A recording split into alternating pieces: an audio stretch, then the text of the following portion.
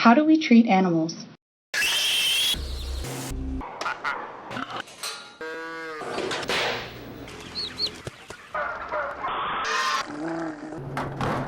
Oh, God.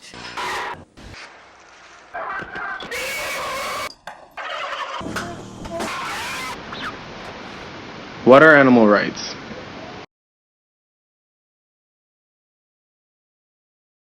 To me, it means ethics. It means treating every other living being on this planet the way you would want to be treated yourself.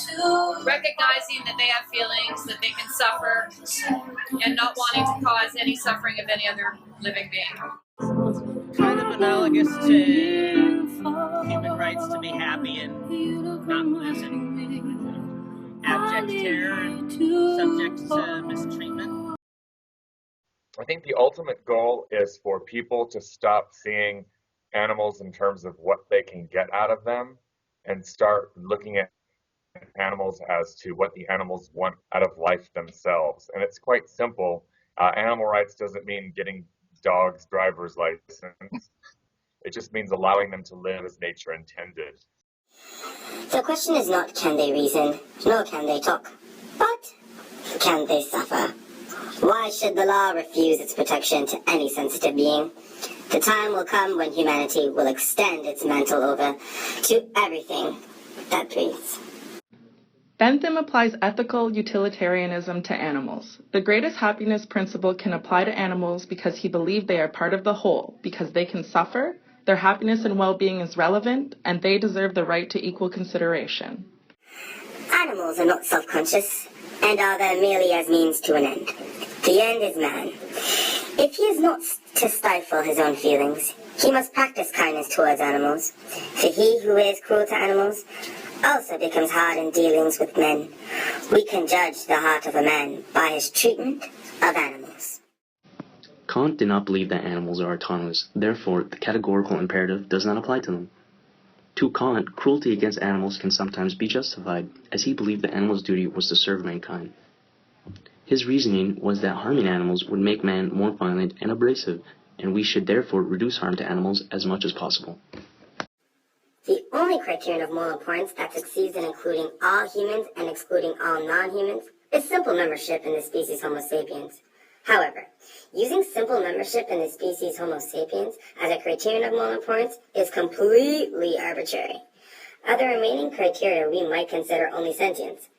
The capacity of being able to experience things like pleasure and pain is a plausible criterion of moral importance. Using sentience as a criterion of moral importance entails that we extend to other sentient creatures the same basic moral consideration that we extend to human beings.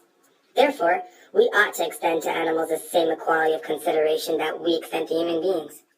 The father of the modern-day animal rights movement believed that humans simply being human was an arbitrary factor, granting them no superiority over animals.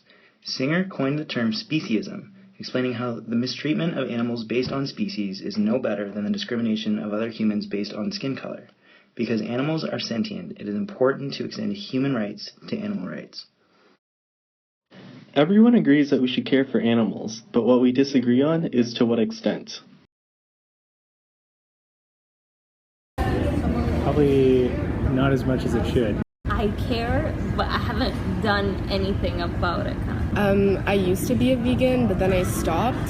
I just thought that it was a little extreme. How do you feel when you see slaughterhouse footage? You get desensitized. Yeah. And the shock of it sort of wears off after a while, and you don't become as, oh my God, the second or third or fourth or fifth time. It has that same.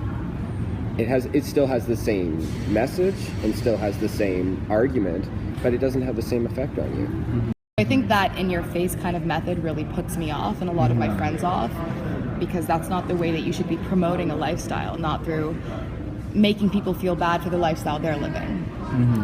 I actually like the stuff that shows how we kill chickens and stuff, because people don't realize free run does not mean free run. And I think that you could eat meat more ethically. What can we do? If you'd like to try going vegan, try the 22-day vegan challenge or meatless Mondays. Now, Beyonce is bearing all of her secrets exclusively on GMA, telling us how she maintains her new, trimmer, more bootylicious bod. This is something I have to share with everyone.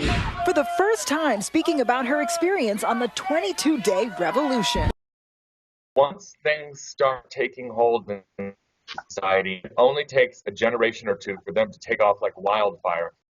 I think it's a lot sooner than people expect.